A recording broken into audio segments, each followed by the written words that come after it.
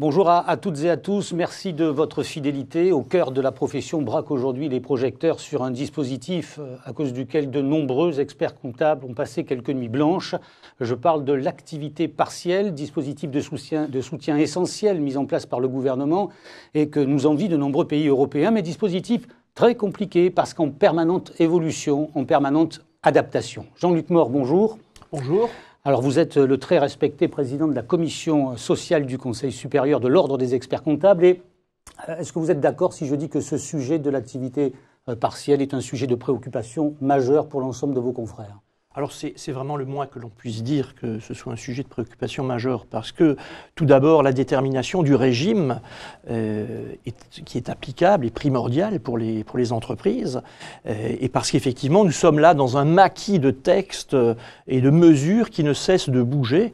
Pour preuve d'ailleurs, depuis juin 2020, nous avons 9 décrets qui sont parus, nous avons 2 ordonnances et nous sommes aujourd'hui en attente d'un nouveau décret qui permettra de fixer les modalités à partir du mois de mars. Donc inflation législative et puis complexité dans la mise en œuvre. Alors bien évidemment, inflation législative, complexité, mais aussi délais de publication qui sont toujours très courts, ce qui amène les experts comptables, mais également leurs clients, à être dans des situations extrêmement complexes et de risques, d'une part de mise en cause de responsabilité pour l'expert comptable, mais également de risques financiers pour le chef d'entreprise. Alors Jean-Luc, vous restez avec nous, on va vous solliciter pour nous éclairer sur quelques volets de cette activité partielle. On va aussi s'appuyer sur l'ami Jocelyn Bouvier, il est consultant en droit social à Infodoc Expert. Bonjour à vous. Bonjour. Et vous êtes donc un collaborateur éminent du Conseil supérieur et vous connaissez le sujet sur le bout des doigts. Si vous le voulez bien, on va d'abord s'intéresser à l'indemnisation de l'entreprise.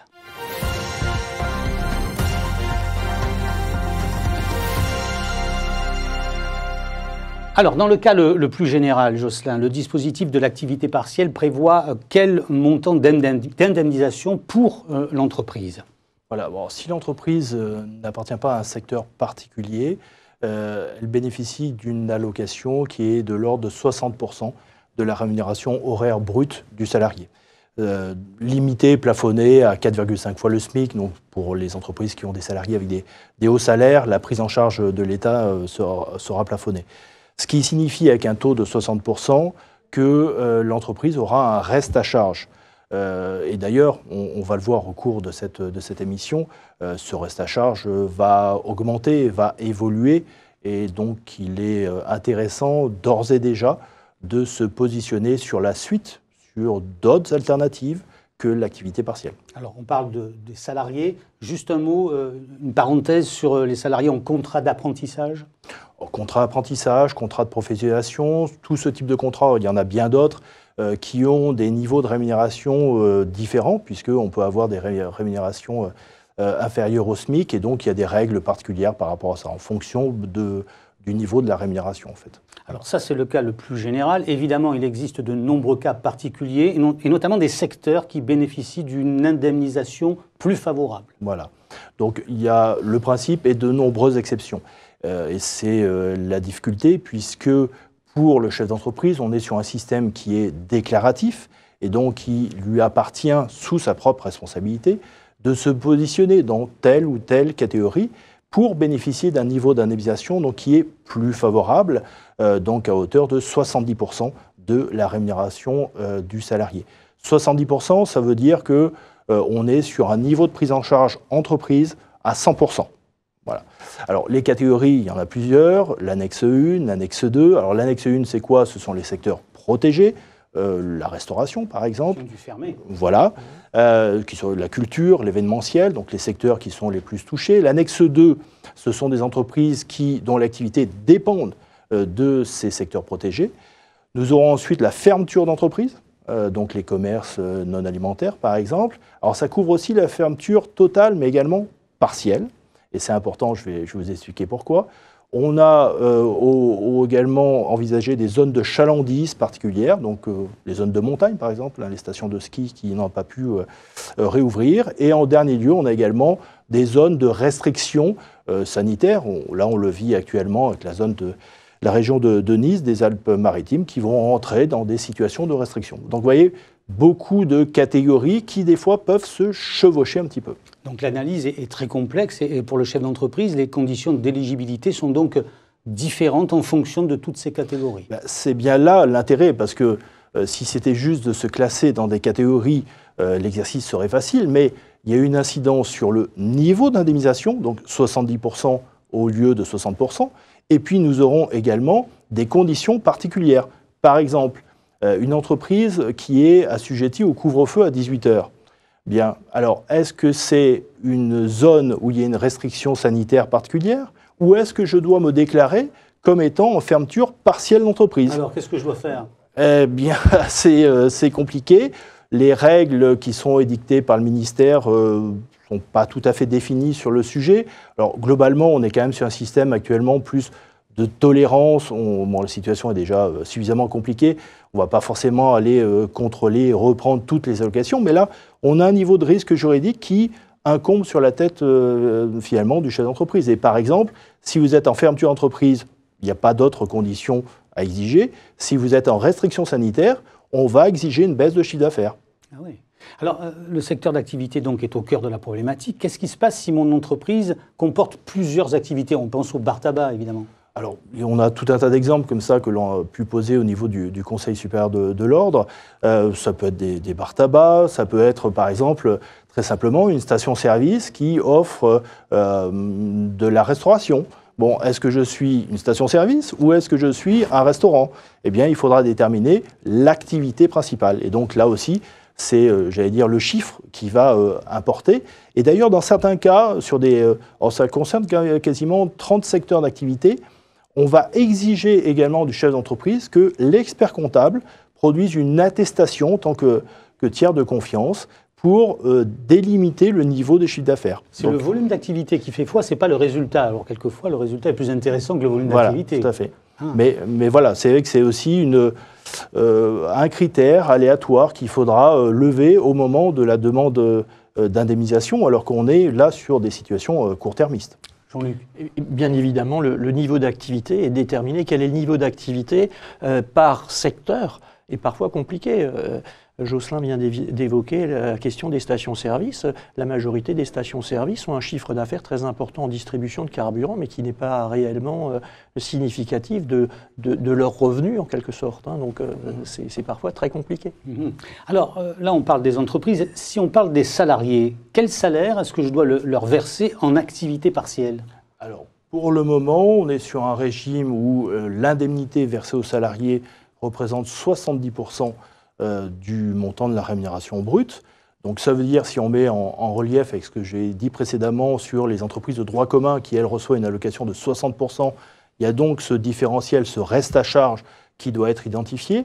Alors la situation des salariés, là encore, va également évoluer.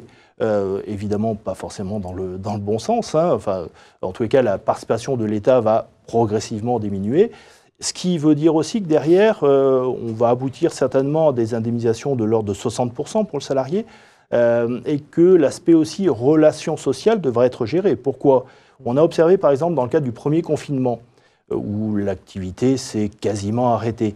Les chefs d'entreprise ont souvent fait le choix de compléter le salaire en disant voilà, c'est une situation exceptionnelle, tout le monde en pâtit, je ne veux pas que mon salarié se retrouve avec 70% du brut, ça veut dire qu'il perd quand même 16% de son net, ce qui n'est pas rien en fonction du salaire. Et donc certaines entreprises ont fait le choix de compléter cette indemnisation. Est-ce qu'elles le feront demain lorsqu'on est sur des situations là maintenant qui durent? Ça fait maintenant plus d'1 an qu'on rencontre ce phénomène. Alors il y a une question qui revient souvent, ou plutôt qui devrait revenir souvent. C'est une question un peu particulière. Quelles sont les nouvelles obligations de l'employeur en contrepartie du versement par l'État de ces allocations au titre de l'activité partielle? Ça, on est sur un terrain un peu ignoré quand même. Oui, alors principalement et traditionnellement, l'obligation que l'on retrouve, c'est l'obligation de maintien de l'emploi. Alors ça, c'est aussi un éternel débat.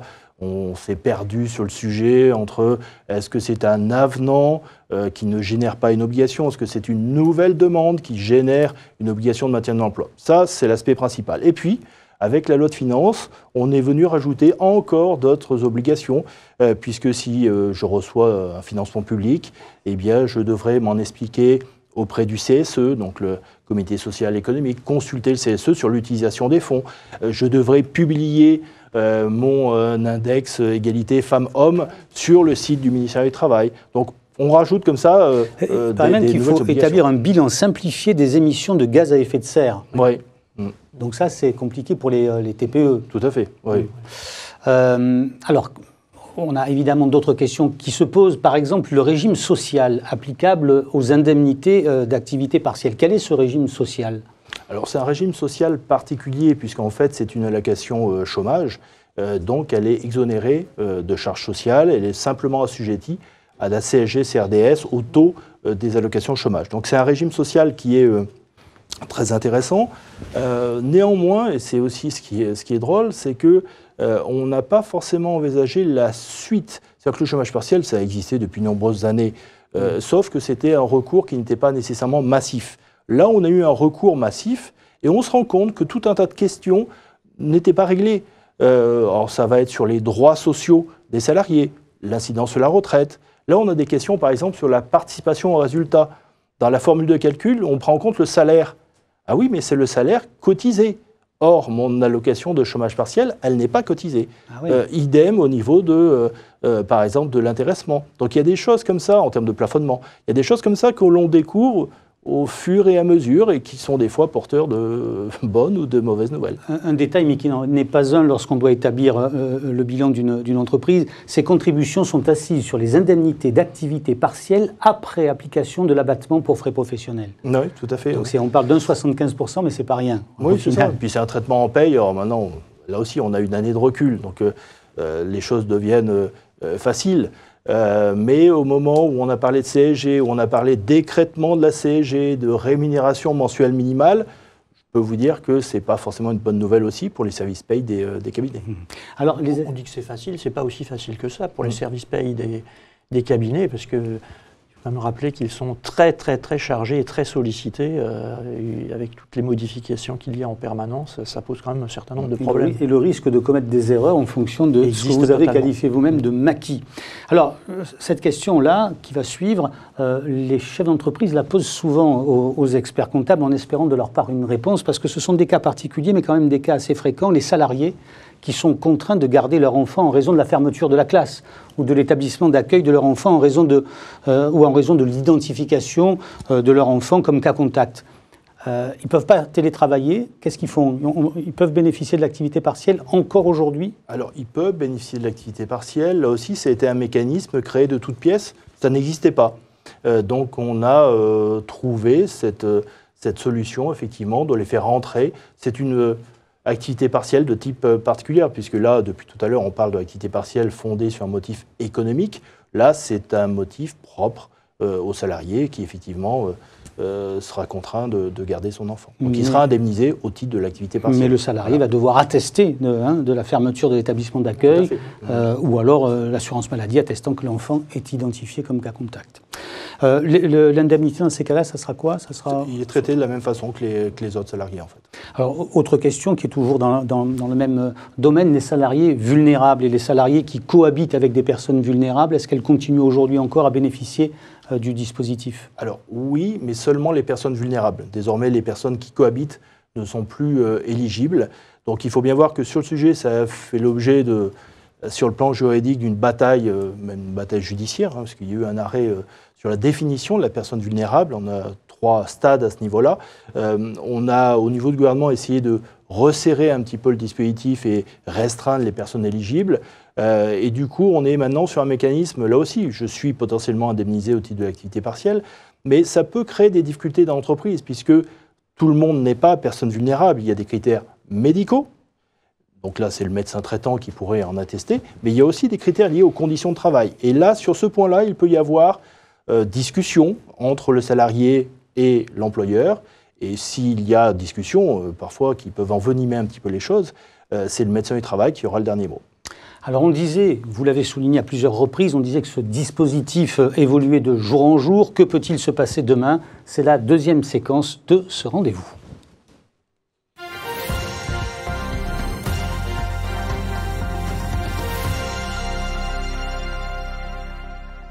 Alors évidemment, on va essayer de se projeter, ce qui est particulièrement difficile et périlleux dans la période, au titre du mois de mars.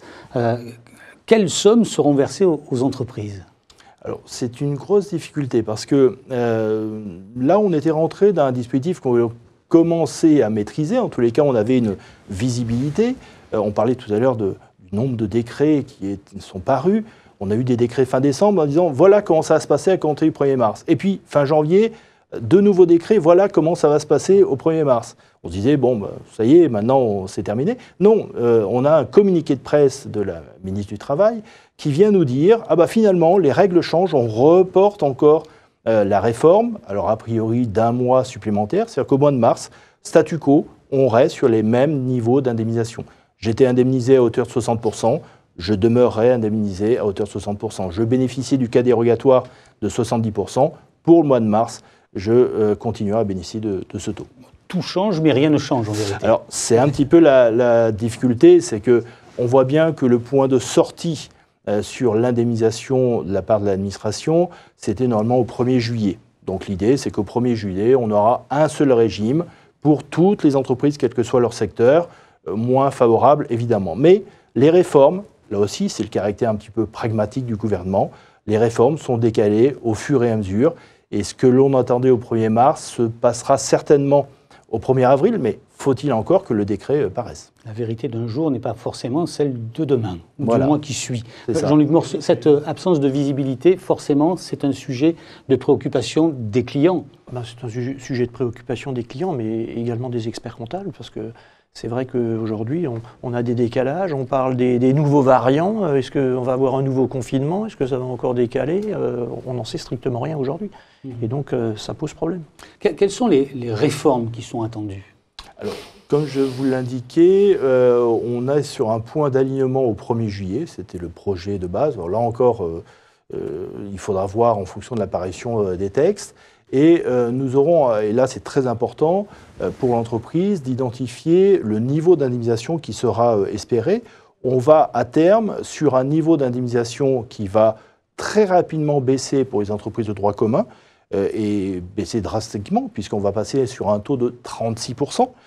Donc ça veut dire qu'on coupe quasiment par deux le niveau d'indemnisation. Et pour les entreprises du secteur protégé, alors là aussi, restauration, secteur dépendant, ça va aller très vite, puisque normalement, on a juste un mois de plus que les entreprises de droit commun, et on va basculer d'un premier temps à 60%, puis ensuite à 36%. Et en dernier lieu, on aura les entreprises fermées, qui, elles, devraient aller avec un taux à 70% jusqu'à fin juin. Mais normalement, au 1er juillet, tout le monde, sur l'activité partielle de droit commun, sera indemnisé sur un taux de 36% de la rémunération. On a la progression de la diminution des aides, mais on n'a pas le calendrier exact, puisqu'on voit que tout peut à tout moment être prorogé, prolongé, ou au contraire accéléré en fonction des conditions sanitaires. Donc on a bien compris de toute façon que l'intervention de l'État allait progressivement se réduire. Quelles sont les autres solutions d'organisation et d'indemnisation qui s'offrent aux entreprises ? Alors, déjà, juste un point important, on n'en a pas parlé, mais sur les durées d'indemnisation, là aussi, c'est important de le souligner parce qu'il faut bien voir que la progressivité de la sortie concerne l'indemnisation, mais va concerner aussi la durée. Depuis le premier confinement, on était sur une durée d'activité partielle potentielle de 12 mois. Là, on va passer à une durée potentielle de 3 mois plus 3 mois, donc 6 mois maximum. Là encore, on divise par deux la durée d'intervention de l'État. Donc, on a des messages quand même forts, concrets, qui démontrent que là aussi, il va falloir trouver ces fameuses alternatives. Donc, sommes distribuées qui vont baisser, et puis aussi la durée d'indemnisation qui va être aussi réduite.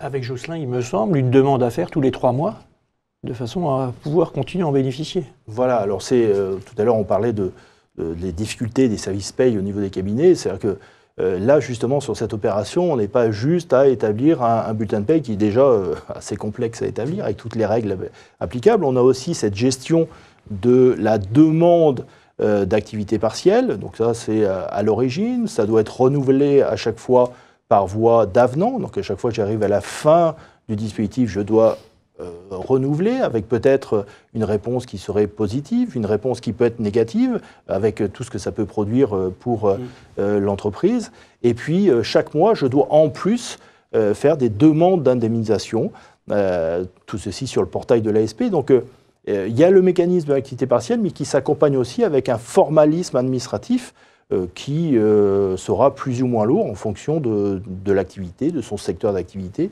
Donc c'est un sacré travail quand même. Plus que jamais, on peut dire, si on regarde le verre à moitié plein, que l'expert comptable est indispensable. C'est aussi incontournable. Alors, on a bien compris, je le disais, que l'intervention de l'État allait s'amenuisant. Quelles sont donc les autres solutions qui s'offrent? Je pense évidemment, comme vous, à l'activité partielle de longue durée, mais alors il va falloir décrypter un peu le mécanisme. Oui, alors c'est souvent présenté par le ministère comme étant l'alternative. C'est-à-dire, je ne bénéficie plus ou dans des conditions moins favorables de l'activité partielle de droit commun, je pourrais donc envisager une activité partielle de longue durée. Alors, sur ce point-là, moi je suis plus partagé. Pourquoi ? Parce que l'activité partielle de longue durée, c'est un mécanisme qui va s'inscrire dans le temps, comme la terminologie l'indique. On peut aller jusqu'à 24 mois d'indemnisation, mais le mécanisme est vraiment différent. C'est-à-dire qu'il va falloir avoir une visibilité au niveau de l'activité économique. Et là, sur l'essentiel dans l'activité partielle de longue durée, c'est le diagnostic. Et l'expert comptable aussi a toute sa place pour aider le chef d'entreprise sur ce diagnostic économique. Visibilité parce que la contrepartie, c'est quand même des engagements en matière d'emploi et de formation professionnelle. Alors, il y a déjà, en termes de, je disais 24 mois, en fait, ce n'est pas tout à fait vrai, c'est tous les 6 mois, il faut sans cesse refaire ce diagnostic économique. Et ce mécanisme-là qui permet une indemnisation plus favorable que du coup l'activité partielle droit commun, on sera pour l'entreprise sur un taux de 60%, n'est pas sans contrepartie, puisqu'effectivement, il faudra que je m'engage au niveau du maintien de l'emploi et de la formation de mes salariés. Et il faut avoir signé un accord au sein de l'entreprise. Alors, formellement, c'est un tout petit peu plus compliqué que l'activité partielle droit commun. C'est soit je négocie un accord d'entreprise, ce qui pose problème notamment dans les TPE, puisque dans les TPE, on n'a pas forcément l'interlocuteur, le délégué syndical, etc., pour négocier. Et puis, on n'a pas forcément l'habitude de mener ce type de négociation. Et là aussi, les cabinets pourraient effectivement assister le chef d'entreprise. Donc, c'est soit un accord d'entreprise, soit un accord de branche. Il y a des accords de branche qui sont conclus, mais même avec un accord de branche, il faudra formellement établir une décision unilatérale qu'il faudra déposer et faire valider par l'administration. Et si cet accord est signé, dans le cadre de cette activité partielle longue durée, quelles sont les sommes versées aux salariés ? Alors, le salarié, lui, aura une indemnisation qui sera maintenue sur les 70%. Donc, pour lui, il n'y a pas de... c'est intéressant, mais là aussi, on n'est pas sur la même façon de travailler. L'activité partielle de droit commun, je peux avoir une activité à zéro, c'est-à-dire cesser mon activité. L'activité partielle de longue durée, je dois travailler au moins à hauteur de 60%. Donc là aussi, dans l'organisation de l'entreprise, en fonction de chaque service, cela peut être différent. Il peut y avoir des salariés qui chôment totalement, d'autres qui vont travailler dans le cadre de l'activité partielle de longue durée. Donc c'est une organisation qui peut être complexe. Et c'est pour ça qu'il faut pour les anticiper. Petites structures. Voilà, c'est ça. En fait, il faut se projeter vers l'avenir et ce n'est pas un exercice là aussi. Donc on voit que ces dispositifs d'accompagnement mis en place par l'État sont complexes par nature, parce qu'on ne peut pas non plus distribuer tout à n'importe qui, n'importe comment, mais c'est source de complexité pour vous. Ils sont complexes par nature, mais ils étaient et ils sont indispensables, parce que sinon on aurait eu des catastrophes économiques dans un certain nombre de secteurs. Alors on aurait pu évoquer, on a parlé de l'activité partielle de longue durée, mais on aurait pu aussi parler de l'accord de performance, qui est une solution, performance collective, qui est une solution possible aussi. Il y a plein d'alternatives. Après, l'idée, c'est qu'on aura la rupture conventionnelle collective, le PS, les licenciements économiques. Il y a tout un tas de solutions. Ce qui compte, c'est avant tout de l'adapter à l'entreprise, à son secteur d'activité, à la taille de l'entreprise, et puis après, voir socialement, et globalement, le social doit aussi être complété avec l'économique, quelles seront les solutions pour l'avenir. Ça pourrait être le sujet d'un prochain au cœur de la profession, ça, hein, toutes les mesures qu'une entreprise peut prendre lorsque les aides d'État iront décrescendo pour survivre ou pour se relancer? Absolument. C'est d'autant qu'on sera confronté à ces questions en tant qu'expert comptable avec tous nos clients. Alors, on n'a pas été exhaustif, on aurait pu poser 1000 autres questions. Merci beaucoup pour toutes ces informations, Jocelyn. On a essayé quand même d'être concis, précis. Vous n'êtes pas trop déçu sur le nombre de questions qu'on a posées par rapport à l'enjeu du sujet? L'enjeu du sujet est bien évidemment important, mais il faut quand même dire qu'on a de bonnes nouvelles pour les experts comptables aussi. Ah, alors allez-y. Ces bonnes nouvelles, c'est déjà ce que beaucoup d'experts comptables attendaient depuis bien longtemps maintenant, c'est l'ouverture de la base documentaire Infodoc Expert de façon gratuite à l'ensemble des confrères, quel que soit leur mode d'exercice, quel que soit leur lieu d'exercice. Bien évidemment, cette base de données qui sera disponible pour les experts comptables, elle est alimentée par nos experts spécialistes d'Infodoc, dont Jocelyn Bouvier fait partie dans le domaine social. Bien évidemment, cette base documentaire est complétée par toutes les questions qui sont posées à nos spécialistes d'Infodoc et également avec les réponses qui sont amenées par nos spécialistes dans les différents domaines. Alors, profitez de cette tribune, Jean-Luc, pour dire un mot de ce club social qui vous est cher. Alors oui, le club social m'est très cher. Alors je ne vais pas m'attarder longuement, mais je pense qu'il faut évoquer une seule et unique chose aujourd'hui. Et dans cette conclusion, c'est la réunion que nous allons avoir en visioconférence le 4 mars, de 14h à 16h30, sur le thème d'actualité, c'est-à-dire l'actualité du Covid-19. Et bien évidemment, on rentrera dans le détail de toute une série de mesures dont nous avons commencé à évoquer certaines avec Jocelyn aujourd'hui. Merci mille fois. Donc vous avez bien noté, Infodoc Expert, gratuit, pratique, concret, alimenté par des permanents du Conseil national de l'Ordre des experts comptables qui sont des gens compétents et disponibles. C'est la fin de cette édition. Très vite, on se retrouve pour de nouvelles aventures au cœur de la profession. Au revoir à tous. Au revoir.